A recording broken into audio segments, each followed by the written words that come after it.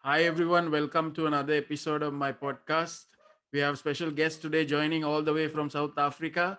We have members of Marine. Hi guys. Hi, how are Hi. you? I'm good. How about you guys? We're pretty good, yeah. I hope you had your breakfast and coffee. Well, we've had our coffee. I don't think it's quite early enough or late enough for breakfast, but it'll get there. Right.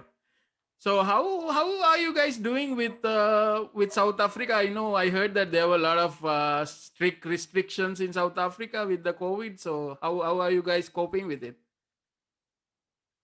We're coping really well, seeing as though we managed to put out a fantastic EP this week. I think it's only been good news for us so far because we've gotten more time to work on our music together. Right. So, can you tell me a little bit about where you're from in South Africa? Sure, we're from Cape Town, South Africa, so that's almost that is the southern tip of Africa. Right. So here in Cape Town, it's probably been sort of a lot easier for people with COVID because a lot of the sort of towns and things like that are a little bit more spread out. We live sort of closer to the ocean, so I suppose a lot more fresh air and those sort of things. I don't know, but yeah. So that's where we're from, Cape Town, South Africa, Right. and yeah. Right. So, guys, can you introduce yourself and tell what you do in the band? So my name is Ozzy. I'm the bassist and second lead vocalist. Next. I'm MARENE, and I'm the keyboardist and backing vocalist. And I'm Tyler Duggan. I'm the Toastmaster General of the E-Moral Majority. And if you really want to know what that means, it means I'm the front man of the band. I'm also the other lead vocalist and rhythm guitarist. So yeah. Right. Right. um, I checked your videos and your YouTube videos, and I really love the I think we probably love the same sort of bands. So you know.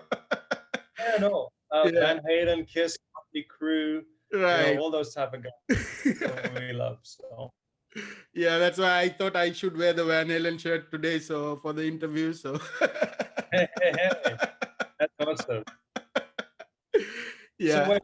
I gotta know. Is it Sammy or is it David Lee Roth for you? Who is the lead vocalist of Van Halen? I think I go with Sammy because that's what I was introduced to Van Halen. Okay. Right. I always loved David Lee Roth, Diamond David Lee Roth, if you wish, because of the showmanship. Yeah, of course. No one beats Diamond. Yeah, but if I have to choose, I would choose Sammy because that's sort of what I grew up with. That's what I first introduced to. But then again, all the other albums I really love, like 1984 and all that. So it's really Yeah. So guys, can you tell me a little bit about your childhood and then how did you get into music? So for me, I started playing music at a young age. Was introduced to bass by someone in my family. And then when I went to high school, I started playing jazz music, and I was in the jazz band for quite a while.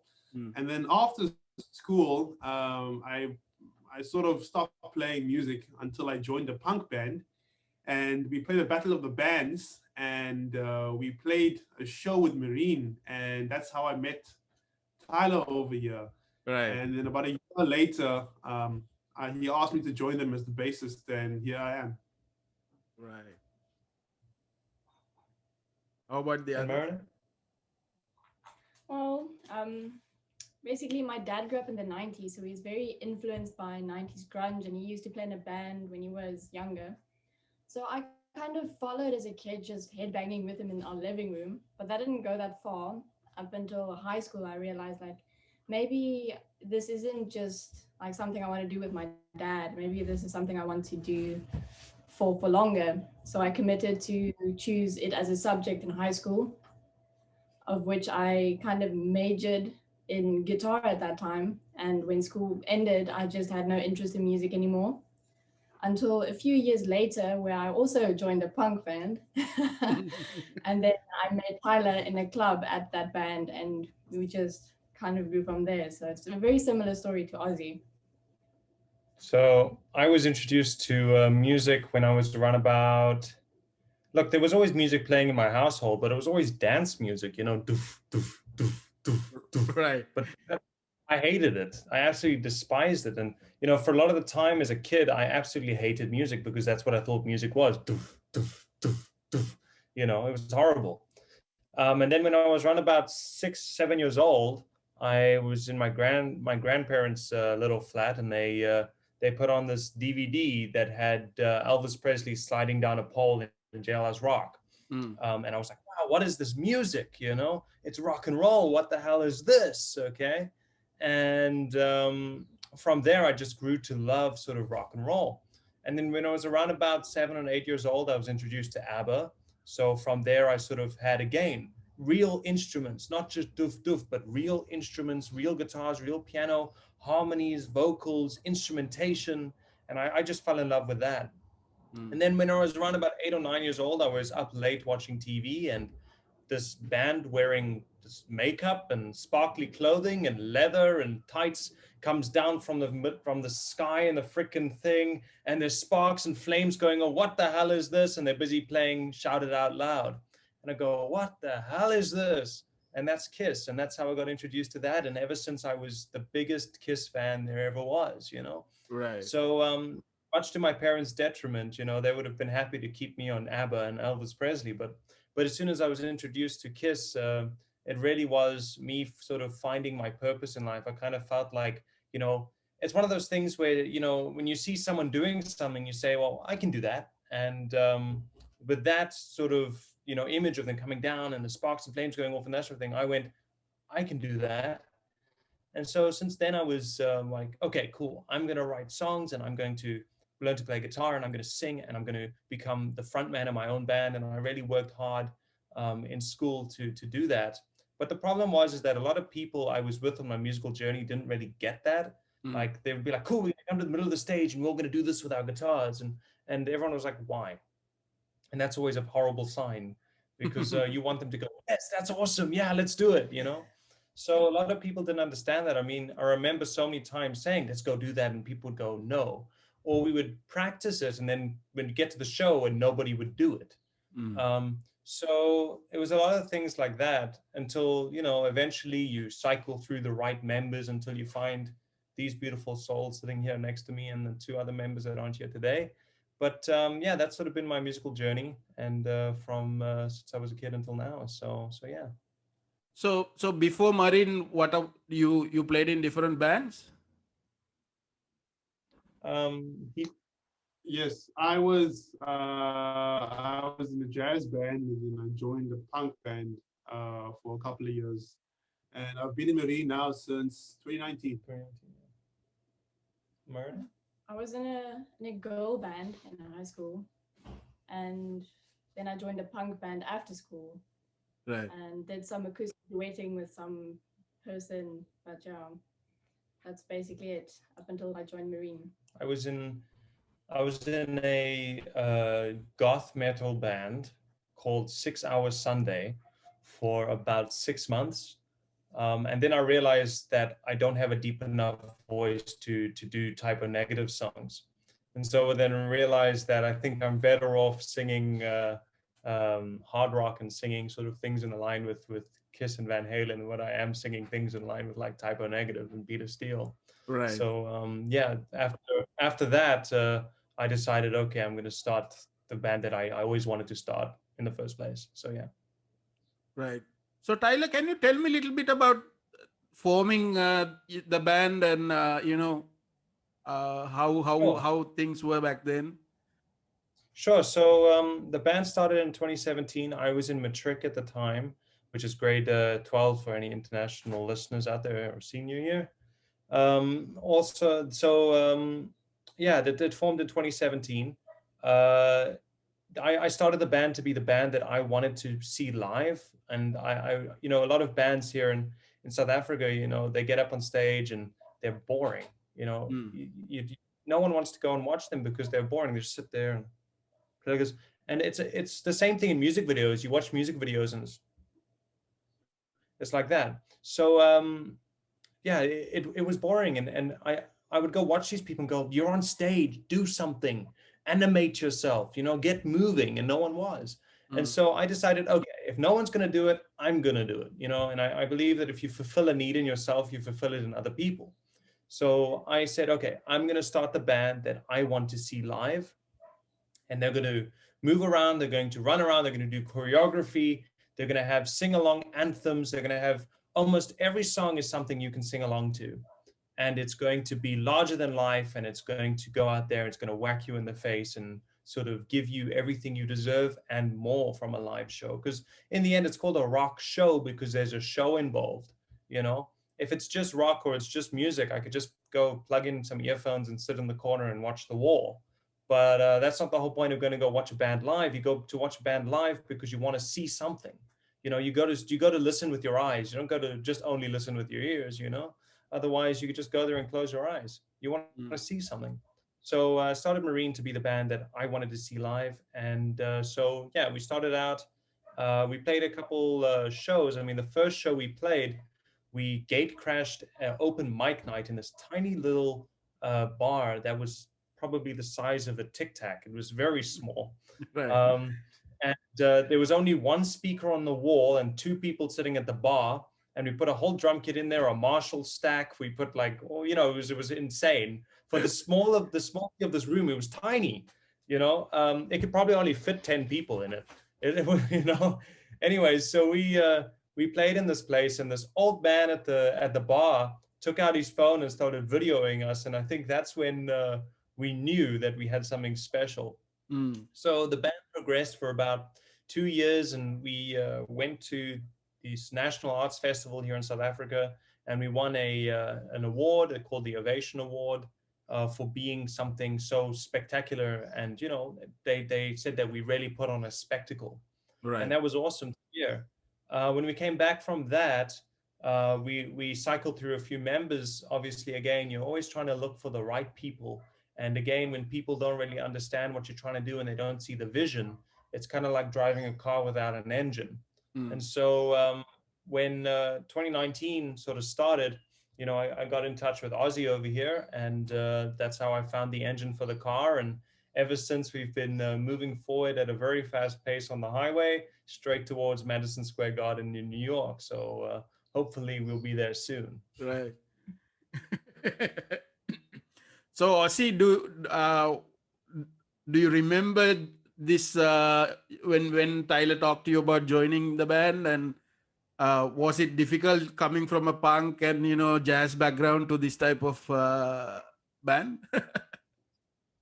Yes, I remember it completely because I was there. I think it was not so difficult to transition because in the punk band that I was playing before Marine, I was trying to reenact the same theatrical spirit that Tyler was talking about. So Right. in that band, everyone else would just like headbang on stage or whatever and like stay in the same place, but I would be like interacting with the audience, interacting with everyone else, going this side of the stage, that side of the stage, sometimes crawling on the floor, having convulsions.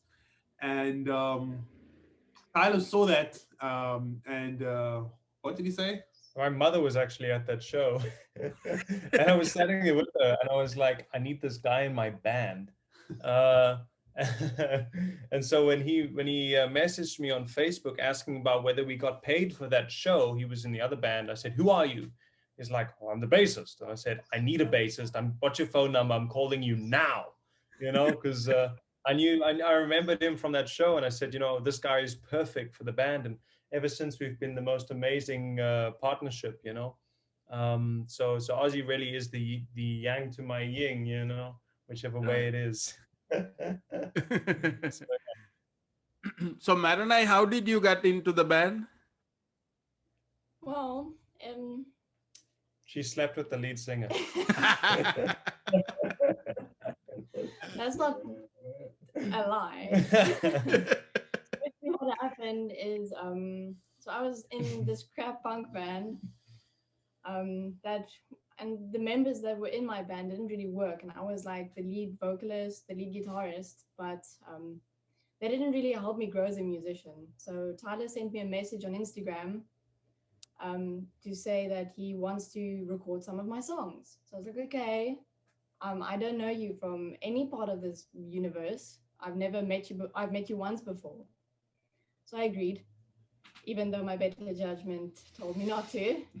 And he came all the way out to my house and we recorded some of my songs.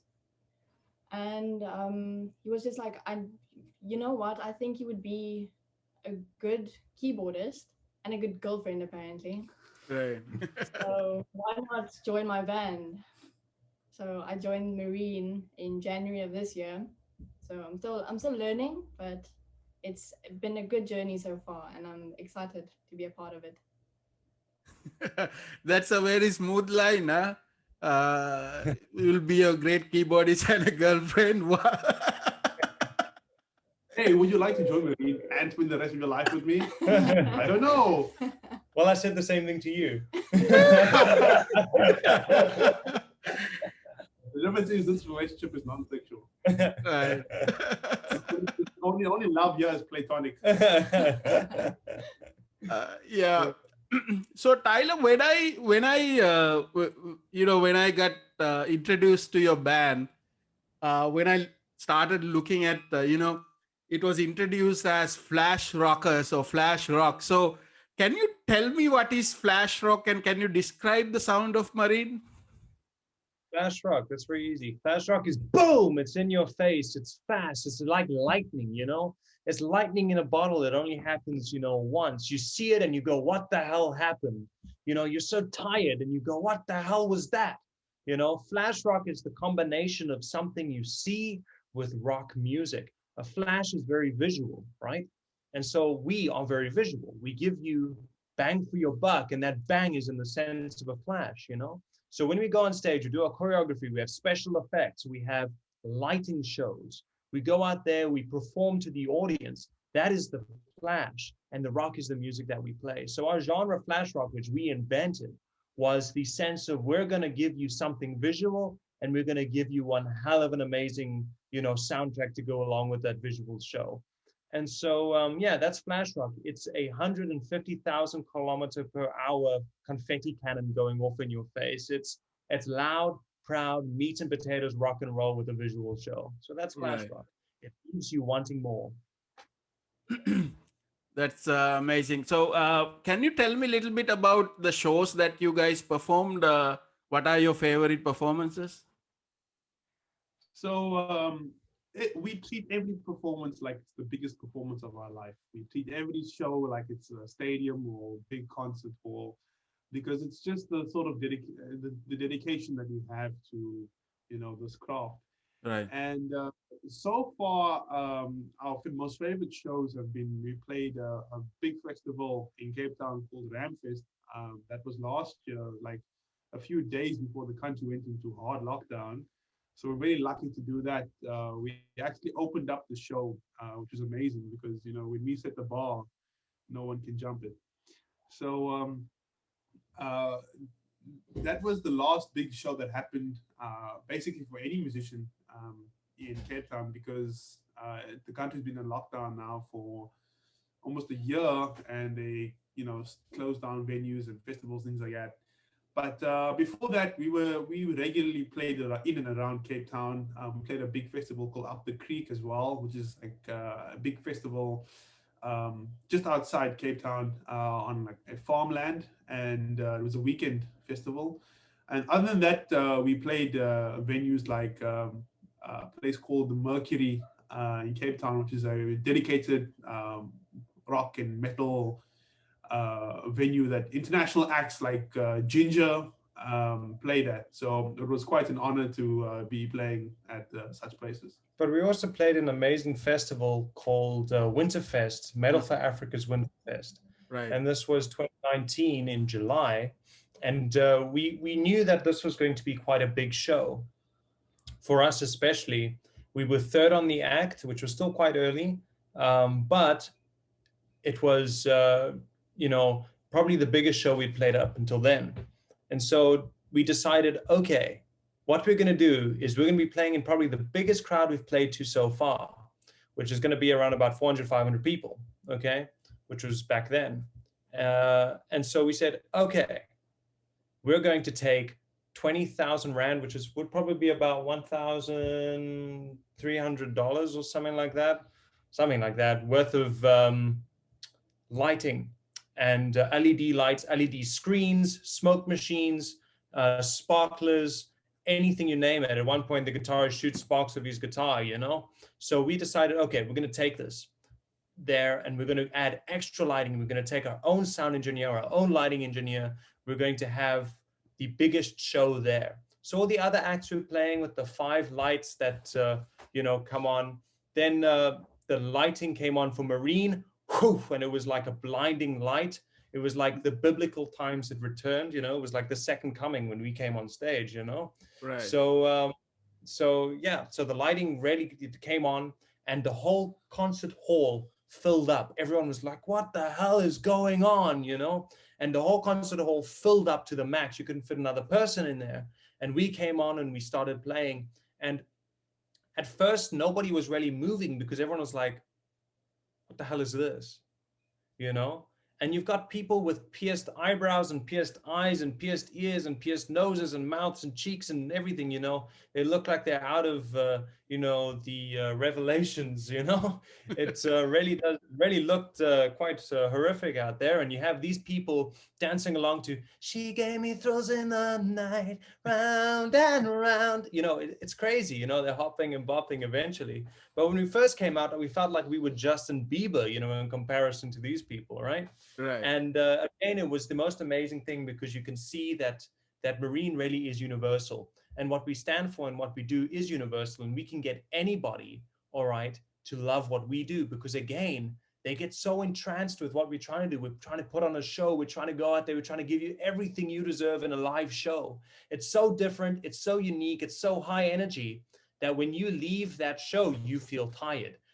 What else could you possibly see tonight? Sort of, So we gave people the show, and you have all these metalheads that listen to stuff that is so heavy, and then you had us, pitch up and play what we played, and people were so entranced by it, and people loved it. They were cheering for us. They were singing our songs, songs they'd only heard for the first time that night.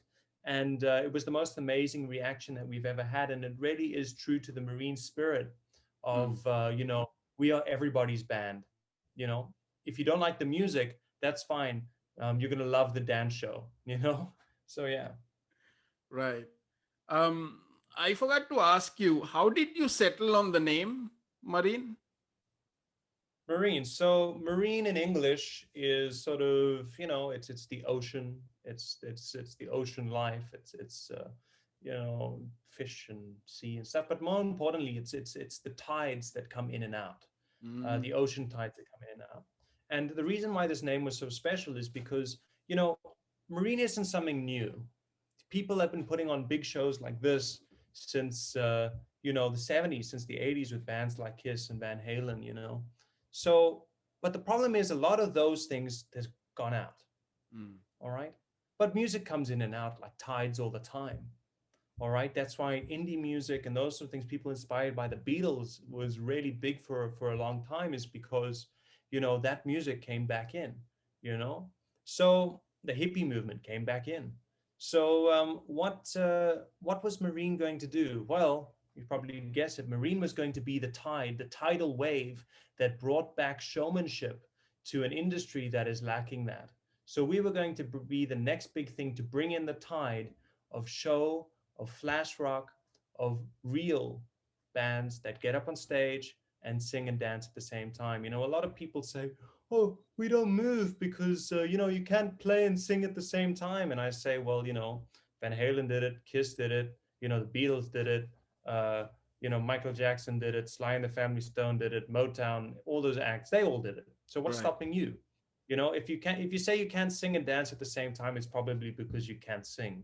So we go out there and we put on this big show. because we wanted to bring in the new tidal wave of flash rock, of stadium rock, of all the acts that we look up to that might have gone out of favor. We wanted to take that. We wanted to, put our own spin on what they were doing and make it new for the new generation. Right. So I discovered it's I was quite sort of ashamed of myself because I didn't know South African. There were a lot of metal bands and rock bands in South Africa. Only I discovered it last year, just 2020. So Yeah. can you tell me a little bit about the scene in South Africa? So, being a musician in any genre in South Africa is quite difficult because the different countries have different values. And South Africa values sport more than the arts and culture, Mm, whereas in countries like America and places in Europe, they have a sort of equal balance of both. And that's why the biggest music industries are often America, Europe, sometimes Japan. mm, So um, the, South Africa has a lot of genres of music. Uh, of course, the popular ones more being mainstream things that get played on radio, which is like hip hop and uh, other local genres like house. mm, But those are on the bigger radio stations. Um, for the rock scene, it has been existing since like probably the 80s, 90s, and we've got a lot of talent in South Africa.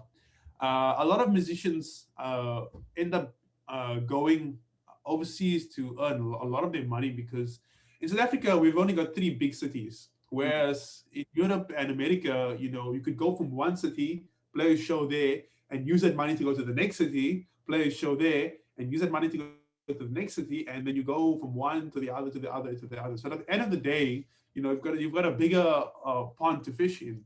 Whereas here you've got three ponds and everyone's competing for the same sort of um, Yeah. fish. That's the thing is in the United States and America, you travel about an hour to get to the next big city where they have an amazing big concert hall and you play there. And then you travel an hour to the next big city and they're amazing. Here in between South African cities, around about, a 15-hour drive. I would say around about there, Even more so. Yeah, sometimes. So between venues and trying to play big cities, you really have to travel distance in order to get there. So it it makes touring and those sort of things quite difficult because there's no real point in playing smaller towns because there's no money in it. Mm. Especially with what we do, where we want to bring on a massive show to go and play on a stage, which isn't really a stage, it's just some corner in the middle of a room. It wouldn't make sense for what we want to do and the type of show that we want to put on, because our type of show is very much personalized for festivals and big stages, whereas small little club stages and those sort of things isn't exactly the best way to see our band or hear it. Because again, we need that big stage to move around and put on the show that we want to put on. So yeah, that's sort of the scene in South Africa is bands that are more like doof doof music and sort of indie music and those sort of things. And the metal and rock music, it gets more support over festivals than what it does, I'd say, on just weekend gigs. But again, that's because we're competing with things like Netflix and YouTube and those sort of things. Why do I want to go watch a band live when I can just watch them on YouTube? So I think that sort of thing has really hurt the industry a little bit more than what it would have if those things didn't exist. But yeah, I'm very positive about the scene because I feel like there are still those diehard people that do want to go out and watch a show, but maybe they want to go to festivals more than they want to go to just weekend gigs. So yeah, that's pretty much the scene in South Africa. Right. So with the pandemic happening, when did you last perform live? The 13th of March 2020. And then we were supposed to play the weekend after, but the whole country is closed down on like the 15th or whatever. So yeah, that was difficult, yeah, for us because We had all these amazing things lined up for 2020. We had an album that was supposed to come out, and that all had to get put on pause because obviously the pandemic. So Right. So that's actually the same weekend sort of we had the lockdown in the Philippines, and I didn't actually had a beard back, and I stopped shaving on that weekend. So oh, and we are still on a lockdown. So well, are we? So, yeah. So what's COVID like? yeah. Sorry, what's COVID been like in the Philippines? I'm curious. I haven't really read much about it. We had about, I think our numbers reached like up to like 500,000 cases. Uh, and then right now, I think maybe we have about active cases, maybe 20,000 cases, maybe. But I think it's going down, or it's kind of stable for few months now. I see that places are sort of opening now. A lot of people are outside. I think people are quite tired also staying at home. It's already almost an year already, so Yeah, no, exactly. So I was just curious. yeah. So guys, so I the reason I wanted to talk to you is this song, Thrills in the Night. When I saw that YouTube video and that song, that's the reason that I said, "Oh, I want to talk to Marine, because that's amazing video and amazing song." Can you tell me about the song and about the video also? Sure. So I wrote the song in my bedroom one day. So I came up with na na na na na na na. I went, wow, that what is that? So I wrote it. I took it to band practice, and just instantly the marine sound changed since that day. I think we finally found our sound. Then we decided to record this. This was going to be the first thing we were ever going to put out proper recording. So we went to the studio, we recorded it, and it came out so well. I was like, okay, we have to do a music video for this. So then I decided, okay, at that point, we were still very much still wearing tights and things. We hadn't really found a way to bring, what was old and make it new. So we were still very much, stuck in sort of trying to be like Van Halen instead of trying to do our own thing. So basically, we recorded a video, and this was the old members at the time. So we again, it was still very much a brand new band. So I was like, okay, I know for a fact that I want to do this music video. So I contacted a bunch of people, and everyone was like, okay, so I have a plan for what we're going to do. We're just going to record you playing it a few times, and then we'll just edit the cool pieces together, and everybody will get equal time in the video. And I went, no, that's not going to work, because we're not a boring band that's just going to go, and you have to make it look cool. The camera does more work in music videos these days than what the band does. Right. So I was like, they don't really get it. So what I did was I hired a videographer to record. I basically wrote out the storyboard for everything about how the music video was going to flow. It was written out from second 3 to second this is going to happen, second this is going to happen. And then what we did was we went and we hired out a massive stage, took our own lighting, took our setup, the whole stage to look like it was a really big stadium stage. And then we recorded everything like it was a movie, scene for scene. And then I went home and I edited it all together. We got a bunch of models from an agency to come in and do the girl scenes with us. And again, the reason we did the music video was to show people that, look, we're not just another band. We move, we do things. We're all about the show. We're all about, moving around. We ain't going to just stand still and look at our guitars while we play.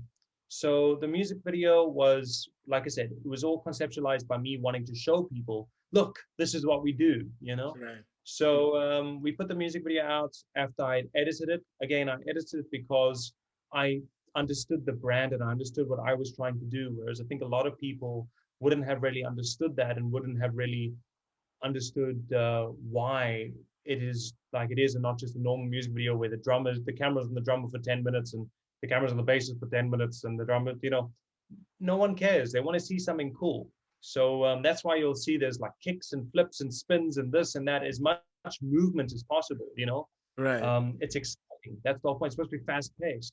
So yeah, the most amazing thing about that video is how the fog rolled in at just the right time, because we filmed it at night, and this fog just rolled in during the part where we were filming the lead guitarist. And so all the smoke and stuff you see during that part of the video, that's real fog and that's real mist that was just hanging in the air. And it was really cold as well. It was like, I think, 8 degrees or something like that when we were busy trying to film this freaking thing. So yeah, no, it was very interesting. So a lot of the time in the video, you'll see like the mist coming out of my mouth when I'm singing, because that real, you know, showing you just how cold it was. Right. So that was Thrills of the Night. That was the music video. Right. I when I was listening to that, I hear this similarity with the, you know, the song from Blue Oyster Cult, "Don't Fear the Reaper." Yeah. Dun, dun, dun, dun, dun, dun. Yeah. Yeah, I when I was hearing Thrills in the Night, I sort of hear that through the song. Really, that's very interesting. I've never had that analogy before. So you know, once again, I think melodies come within, you know, come from within, and maybe a lot of it comes from influences and those sort of things. So you Mhm. know, I think everybody's melody comes from different places. So that's quite interesting that you sort of align those two. Yeah, right. So you guys had big news recently. So you actually put out a new EP, right? Something out there. So can you guys tell me about the EP? How's the response? How's it doing? So we welcomed this EP throughout lockdown. We would voice note each other with ideas because we live quite, you know, distance away from each other. And once we were allowed to drive on the roads and visit people, we started the actual recording process. So Tyler has a studio that he built in his house, and we recorded everything from the vocals to the drums to the basses and guitars over the course of a month or so.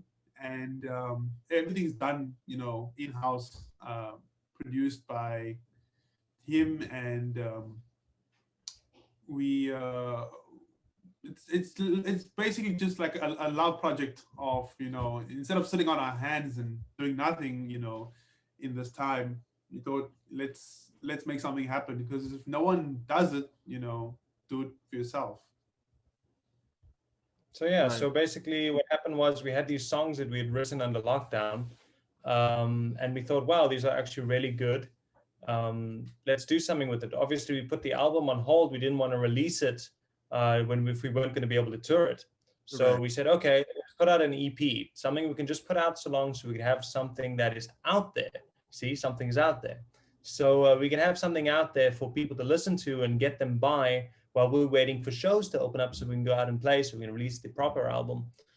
So yeah, that was the whole point. So we wrote the songs. They were a lot darker than some of the other songs we have out there, because that sort of reflects where everybody is at the moment. Everybody is in that dark space. And if you really want to sort of understand something's out there, you speak to MARENE over here, who helped with writing some of the lyrics for that. Mm. Basically, two of the songs reflect kind of the eeriness we all experienced at the beginning of lockdown. It was kind of like uncertainty. Will we ever return to life again? Will life be normal? Will we able to be alive? So something's out there, and Bad Intentions off the EP, the first two songs, you will hear has more like it has a darker feel to it, and it has more underlying melodies and things, underlying effects that you can't normally hear or unless you like listen to it. And the last two songs on the EP is more positive, but those were written or recorded last and reflect kind of how we feel about lockdown, say just before or now, with a more like positive approach. Now that we've put something out there, we kind of feel okay, it's not as bad. we are still able to be alive. We're also able to live on. It's not that we are completely stuck in this bad space. And so the EP kind of reflects the growth from the beginning of lockdown up until this point where we think, okay, it's not as bad anymore. Right. Right. It makes sense. Yes.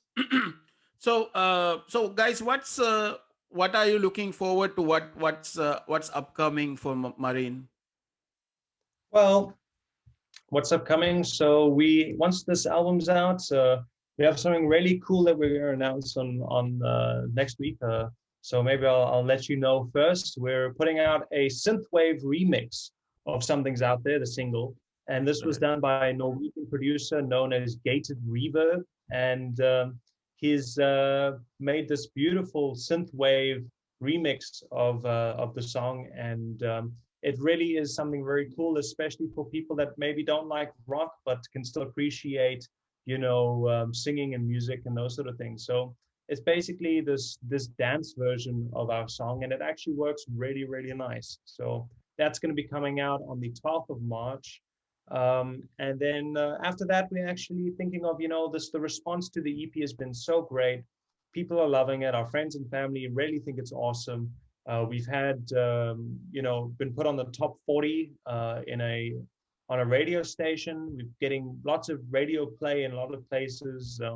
And everybody we've spoken to really have loved the EP. So we thought, okay, so if these people love this so much, again, if people love it, you got to give them more of it. So we said, okay, let's record another EP and put it out in around about October this year. So the idea is to go into my studio again, I suppose, with some other songs we've written, and record that around about May, June, July, somewhere around there, mix it and have it released around about October.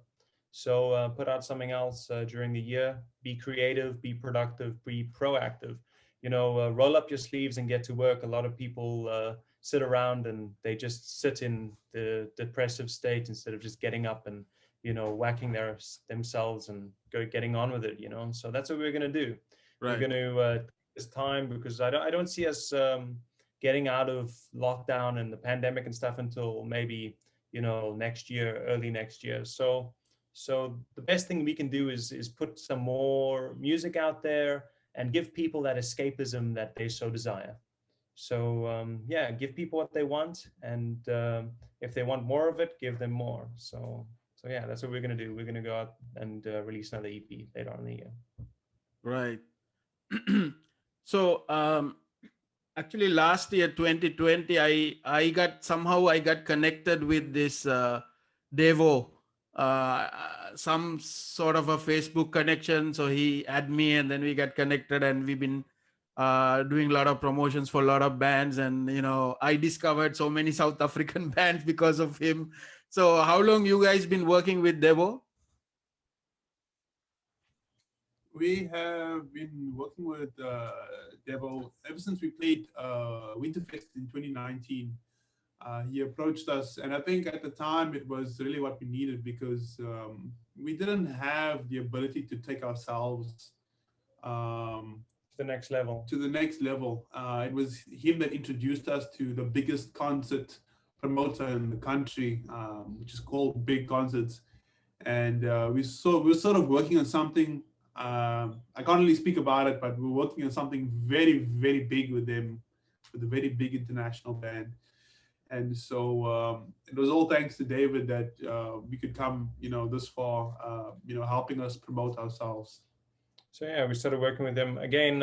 I think that he was blown away by the show that we put on, Right. and that sort of international way that we hold ourselves to a high standard. So yeah, we started working with him in 2019, and the things that we were able to accomplish over 2019 until lockdown was amazing. And again, we recorded this EP, and we said, we're going to work with David still to get this out there and promote it to beautiful people like yourself, very strong and attractive men like yourself, who we know is out there wanting to promote bands like ourselves as well, and that love music. So yeah, we're that's basically when we started working with David, and yeah. Right. Guys, what's your message to the viewers? Marene, you want to say something? Life ain't that bad. Life ain't that bad. You know, Right.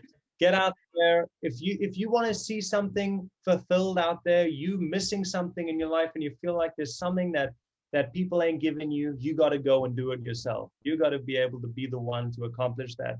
You don't see a band that you like out there, well, then become the band that you want. You know, you don't like the movies that you're seeing out there, then make your own movies. You know, if you don't like the way that your country's being run, go out there and try and run your own country. You know, that's how you got to do it. That's how you got to do it. You got to be Right. able to go out there and do it for yourself because nobody's going to do it for you, you know? And Right. remember, there's three things. Either stick a needle in your arm, a gun in your mouth, or you can roll up your sleeves and get to work. And that is the best way to get out of any rut. That is the best way to shave off any negativity is to go out there and work and be the thing that you want to be. And it's very possible. Right on. Right on. Guys, anybody you want to shout out to? So once again, we just want to say thank you to Devo for organizing this. Um, Thank you to everyone who's going to buy the EP on iTunes Yes, please buy it. and stream it on Spotify over and over again. Thank you very much. Tyler? Well, yeah, I'd just like to thank, again, David, Devo. Thank him very much for obviously helping us out during this time. Obviously, our parents, we wouldn't be able to do this without them and the support that they give us, as well as our fans and friends. You know, they give us a lot of support, and they really do make this worthwhile because they give us the foundation that we need to take what we love and turn it into something they can love, which is of course music. So yeah, I'd like to sort of thank them. And this would never have been possible without my gran who introduced me to Elvis Presley. So shout out to her. Marene, anyone? I think that's all. Yeah, Yeah. there you go. Right. So, guys, thank you for joining the podcast. I really enjoy, talking to you guys, and then really dig the music because you're bringing back that, the music that like to this, this era. So it's a great thing, and I'm looking forward to a new music video. If you would put out something new, Tyler, so it's it would be great to see, with the new I members and really want yeah. I really want to do something. So don't worry about it. There are plans. We'll see what happens. So we'll see. Right. So thanks again. So stay safe and keep making great music. Thank you, guys. Awesome. Thank you. Cool. Thank you.